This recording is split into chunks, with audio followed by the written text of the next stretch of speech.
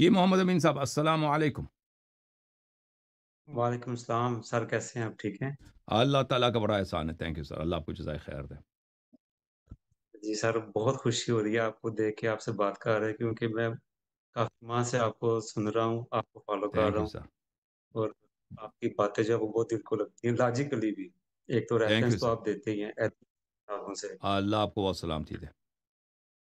تو ویسے لائیو تو میں نے کلمہ نہیں پڑھا آپ کے ساتھ، لیکن ویسے ویڈیوز میں آپ کے ساتھ پڑھتا رہتا ہوں کلمہ۔ اللہ آپ کو بہت سلامتی دے، تھینک یو سر۔ اچھا سر، کچھ ایک سوال تھا میرے مائنڈ میں جی، کہ جیسے آپ بتاتے ہیں ویڈیوز میں کہ جیسے مولا علی علیہ السلام نے بھی تقیہ کیا پہلے ہوں، تین خلفاء کے دور میں، اور ہوں، تمام ائمہ بیت جو ہیں وہ بھی تقیہ کرتے رہے اپنے اپنے دور میں، مطلب جی، حکمرانوں کے خلاف یا مختلف چیزوں میں نا۔ تو جی ہاں۔ امام حسین جو نکلے ہیں یزید کے خلاف، تو وہ حالانکہ ان کی جان کو بھی اتنا خطرہ تھا، ان کی اولاد کو بھی، اہل بیت کو بھی، تو انہوں نے کیوں نہیں تقیہ کر کے اپنی اور اپنی آل کی جان بچائی؟ تو عرض یہ ہے کہ امام حسین علیہ السلام کا سیرہ بالکل تقیہ تھا، وہ معاویہ کے زمانے میں رہتے تھے، انہوں نے کبھی نہ کوئی تقریر کی ہے نہ کوئی کوشش کی معاویہ کو تخت سے الٹنے کے لیے، اور معاویہ بھی ان کو برداشت کر رہا تھا، معاویہ بھی ان کو قتل کرنے یا ان کے خلاف کوئی لشکر بھیجنے کی کوشش نہیں کر رہا تھا، ٹھیک ہے نا۔ بقیہ ائمہ علیہم الصلوۃ والسلام وہ اس حالت میں نہیں تھے کہ بقیہ خلفاء ان کو شہید کرنے کے ترپے ہوں کہ بھئی کوئی لشکر آ رہا ہے، کوئی لشکر آ رہا ہے کہ آپ کو قتل کر رہا ہے، اس کے خلاف تو تقیہ نہیں ہو سکتا نا، اگر لشکر آ رہا ہے آپ کو ذبح کرنے کے لیے اور آپ کے اولاد کو مثلا کنیز بنانے کے لیے، تو پھر تو تقیہ ممکن نہیں ہے، تو پھر آپ جنگ کریں گے اور عزت کی موت مریں گے۔ امام حسین علیہ الصلوۃ والسلام کے متعلق یہ جو مشہور کیا گیا ہے کہ انہوں نے یزید کے خلاف یہ اٹھے ہیں اور انہوں نے انقلاب کیا، ایک اس کی کوئی حقیقت نہیں ہے۔ میرا ایک سیریز ہے اسی پر، اسی کہ کیا امام حسین علیہ السلام واقعا انہوں نے انقلاب کیا یا نہیں کیا۔ تو امام حسین علیہ الصلوۃ والسلام کا جو سچویشن تھا وہ بڑا مختلف تھا امیر المؤمنین علی علیہ السلام سے، کہ امیر المؤمنین علی علیہ الصلوۃ والسلام کی سچویشن یہ تھا کہ اس کو حکومت وقت برداشت کر رہے تھے، خلفائے وقت ان کو کہ جب تک یہ ہمارے خلاف یہ کوئی بغاوت نہیں کرتے، لوگوں کو نہیں ورغلاتے، تو ان کو ہمیں قتل کرنے کی ضرورت کیا ہے؟ بلا وجہ ایسے ہی ہم بدنام ہو جائیں گے، لوگ سوال اٹھائیں گے، اور ہم دنیا ہمارے سامنے جھک رہی ہے، دنیا فتح ہو رہی ہے، تو اپنے ادھر مدینے میں کیوں ایسے مشکل پیدا کریں اپنے لیے؟ اور امیر المومنین علیہ السلام کو بھی پتہ تھا کہ اگر میں ان کے خلاف اٹھتا ہوں تو یہ رسول صلی اللہ علیہ وسلم کے حکم کی خلاف ورزی ہے، کیونکہ پیغمبر نے حکم دیا تھا صلی اللہ علیہ وآلہ وسلم کہ اگر آپ کو انصار نہیں ملتے تو آپ اپنے زندگی کو بچائیے، اپنے آپ کو ہلاکت میں نہ ڈالیے۔ تو امام حسین علیہ السلام کا سچویشن یہ تھا کہ یزید بہرحال ان سے انتقام لینے کی فکر میں تھا، کہ یزید خود ان کو زندہ نہیں چھوڑ رہا تھا، کیونکہ یزید کا جو مینٹیلٹی تھا، بنی امیہ کے جو فینیٹکس تھے، ان کے مینٹیلٹی یہ تھا کہ رسول صلی اللہ علیہ وآلہ وسلم نے ہمیں ذلیل کیا ہے۔ کیسے ذلیل کیا؟ بھائی جنگ بدر میں ہمارے جوانوں کو قتل کیا، ہمارے سرداروں کو قتل کیا، ہمارے نانا دادا چچا، اس کے بعد احد میں ہمارے بہت سارے لوگ مارے گئے، پھر انہوں نے آ کے مکے میں ہمارے گھروں کو فتح کیا اور ہمیں غلام بنا کے کہہ دیا تو انتم الطلقاء، غلام بنا کے میں آزاد کیا۔ تو وہ سمجھتے تھے کہ بنی ہاشم بنی امیہ کے جو دو خاندان ہیں، بنی ہاشم نے ہم پہ بڑا ظلم کیا، بنی ہاشم نے ہمیں بڑا ذلیل کیا ہے، اور وہ بھولے نہیں ہیں۔ ابھی رسول صلی اللہ علیہ وسلم کی وفات کو 50 سال پہلے ہی تو ہوا ہے جو کربلا کا واقعہ ہوا ہے۔ تو یہ ان کے میں نے اگر میری سیریز دیکھیں تو وہاں پہ میں نے ان کے کوٹس دکھائے تھے کہ یہ کیسے یہ کہتے تھے کہ ہاں بالکل ہمارا حق، اور وہ یہ بھی کہتے تھے کہ عثمان کو بھی انہوں نے بنی ہاشم نے قتل کیا، عثمان کو کیونکہ بنی امیہ کا بڑا تھا، بنی امیہ کا پہلا خلیفہ عثمان تھا، عثمان کو بہت ہی بے دردی کے ساتھ قتل کیا گیا تھا اپنے گھر میں، اس کی بیوی کو بھی زخمی کیا گیا تھا۔ تو یہ کہتے تھے کہ ان کو انہی لوگوں نے قتل کیا، بنی ہاشم نے قتل کیا۔ تو یہ ان کے دل میں، اور یہ تقریریں کرتے تھے، گالی دیتے تھے یہ بنی امیہ والے مختلف جگہوں پر۔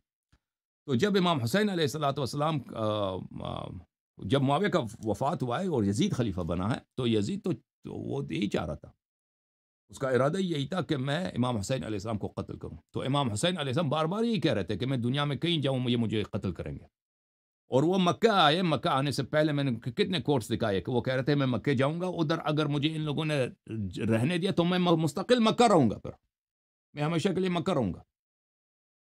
امام حسین علیہ الصلوۃ والسلام انقلاب کے لیے نہیں نکلے تھے، ان کو بخوبی خود بھی پتہ تھا کہ وہ یزید کا تختہ نہیں الٹا سکیں گے. ان کے نانا نے کتنی دفعہ کہا تھا کہ یہ یزید کے ہاتھوں شہید ہو جائیں گے.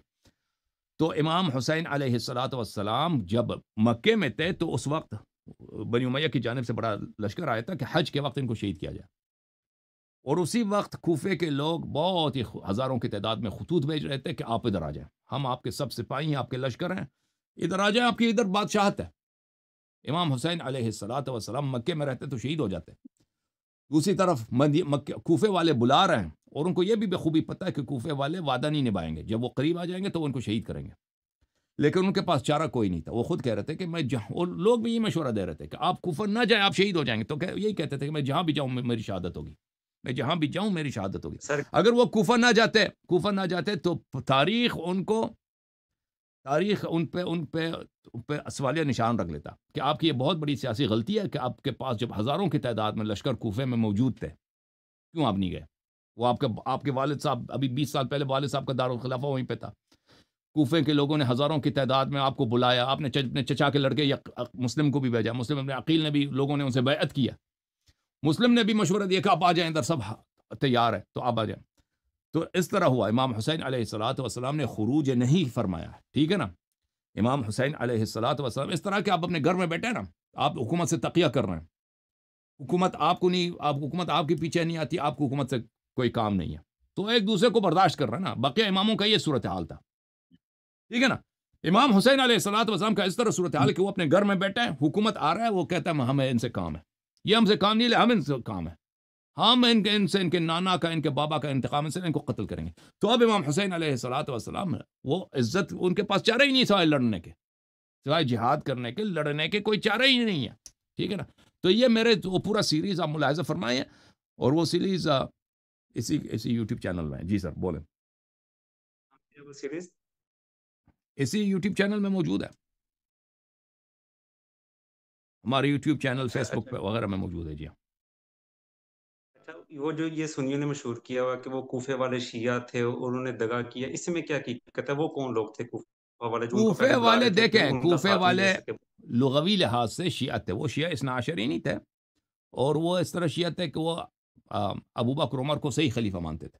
کوفے والے ابو بکر عمر کو صحیح خلیفہ مانتے تھے, لیکن وہ عثمان کی شروع کو بھی صحیح مانتے تھے کہ عثمان شروع میں صحیح خلیفہ تھا, بعد میں ظالم بن گیا تھا. معاویہ کو وہ برا مانتے تھے کہ یہ معاویہ کے شدید مخالف تھے. کوفہ والے اس کو شیعہ اس لیے کہا جاتا ہے کہ وہ اس معاویہ کے خلاف جنگوں میں انہوں نے امیر المومنین علی علیہ السلام کا ساتھ دیا تھا, تو اس لحاظ سے وہ شیعہ کہلاتے تھے کہ شیعہ یعنی پارٹی, شیعہ یعنی حامی. یہ شیعہ علی تھے اس لیے کہ انہوں نے حمایت کی علی علیہ السلام کی معاویہ کے خلاف, اس لیے وہ شیعہ کہ وہ اللہ شیعہ اثنا عشری نہیں تھے. ابھی میں آپ کی خدمت میں کچھ حوالے اس کا دکھا دوں اگر آپ چاہیں تو. یزید کی فوج کے ڈر سے گھبرا کے پھر وہ ساتھ نہیں دے سکے, یا کیا وجہ تھی؟ تو وہ اچھا, ان کے متعلق یہ میں آپ کو بتاؤں کہ شیعہ والے جو تھے, وہ کوفے والے جو تھے, وہ امیر المؤمنین علیہ الصلاۃ والسلام کو بھی وہ جو تھے وہ اس طرح خلیفہ نہیں مانتے تھے کہ یہ وہ ہیں بالنص منصوص خلیفہ ہے. وہ کہتے تھے کہ جیسے ابو بکر عمر کے ساتھ بیعت ہوا, ان کے ساتھ بھی بیعت ہوا, اس لیے یہ اسی طرح وہ خلیفہ ہے. اچھا, نہیں, وہ جو میں میرا آپ کی سوال تھا خدمت کہ میں پھر ابھی بتاتا ہوں آپ کے سوال کا. یہ ملاحظہ کریں محترم ناظرین, ایک منٹ میں واپس آتا ہوں. یہ کتاب ہے التہذیب التہذیب للحافظ الذہبی, جلد نمبر ہے یہ جزء اول, حیدرآباد دکن میں چھپی ہے. یہاں پہ ملاحظہ کریں صفحہ نمبر 24 میں, فالتشیع فی عرف المتقدمین هو اعتقاد تفضیل علی علی عثمان. متقدمین کے زمانے میں, اس زمانے میں تشیع کس کو کہتے تھے, شیعہ کس کو کہتے تھے؟ یہ کہتے تھے کہ مثلا کوفے والے شیعہ تھے. کوفے والے شیعہ تھے کس معنوں میں؟ یہ اس معنوں میں شیعہ تھے کہ عثمان پر علی علیہ السلام افضل ہے. اعتقاد تفضیل علی علی عثمان, علی علیہ السلام عثمان پہ افضل ہے. وان علی کان مصیبا فی حروبہ, اور علی علیہ السلام کے جو جنگیں تھے وہ صحیح تھے. معاویہ کے خلاف جنگ لڑ رہی ہے, عائشہ کے خلاف جنگ لڑے ہیں, یہ سب جنگوں میں وہ حق پر تھے. وان مخالفہ مخطئ, اور امیر المومنین علیہ السلام کے جو مخالف ہیں مثلا معاویہ ہیں یا عائشہ ہیں، یہ خطا پر ہیں، مع تقدیم الشیخین و تفضیلہما، حالانکہ عقیدہ یہی تھا ان کا کہ شیخین جو ہے وہ افضل ہیں، سب سے افضل شیخین ہیں، اس کے بعد علی علیہ السلام ہے، اس کے بعد عثمان ہے، پھر عثمان کے متعلق بھی وہ ان کا رائے اچھا نہیں ہوتا تھا ان لوگوں کا. اچھا، وربما اعتقد بعضهم ان علی افضل الخلق بعد رسول اللہ صلی اللہ علیہ وآلہ وسلم، اور ان میں سے بہت سارے تھے کہ وہ یہ بھی کہتے تھے کہ شیخین سے بھی افضل علی علیہ السلام ہے، لیکن شیخین کو بھی مانتے تھے وہ. ٹھیک ہے نا. اچھا، کچھ کہا آپ نے بھائی صاحب، کیا سوال کیا تھا آپ نے؟ اچھا، وہ میرا سوال یہ تھا کہ پہلے تو وہ بلاتے رہے امام حسین علیہ السلام کو، ان کو خط بھی بھیجتے رہے، پھر کیا کہ وہ کر سکے، وہ یزید کی تو فوج یہ سے ایک ڈر گئے بہت تھے اچھا یا کیا؟ سوال ہے. ٹھیک ہے نا. اس سوال کا جواب ایک دفعہ یہ بہت ہی تحقیق مانگتا ہے، میں نے اس پہ بہت طویل گفتگو کیا تھا ایک زمان عربی زبان میں، کہ اس میں بہت سارے کوفہ کے لوگ جو تھے نا، کیونکہ وہاں پر 20 سال سے معاویہ کا حکومت تھا، تو وہاں پہ بہت سارے بنی امیہ بھی رہتے تھے، تو ان خط لکھنے والوں میں بنی امیہ کی ایک بہت بڑی تعداد ہے. بنی امیہ کی ایک بہت بڑی تعداد ہے ان خط لکھنے والوں میں. ٹھیک ہے نا. تو ہمیں جو اور ان خط لکھنے والے میں غیر بنی امیہ بھی ہیں. تو بنی امیہ والے جو تھے وہ ان جو ایلیٹس جو تھے بنی امیہ تھے. تو بنی امیہ نے کیوں امام حسین علیہ السلام کو خط لکھا ہے کہ آپ کوفے آ جائیں، ہم آپ کی حمایت کریں گے، یہ کریں گے. ٹھیک ہے نا. اور پھر جب وہ آئے ہیں تو بنی امیہ سب سے آگے بڑھے ان کو شہید کرنے میں. تو ان سے ہمیں یہ ملتا ہے کہ بہت سارے خط لکھنے والوں کا یہ منصوبہ یہی تھا کہ ہم امام حسین علیہ الصلوۃ والسلام کو ادھر بلاتے ہیں، راستے میں ان کو روکیں گے اور راستے میں ان کو شہید کریں گے. ٹھیک ہے نا.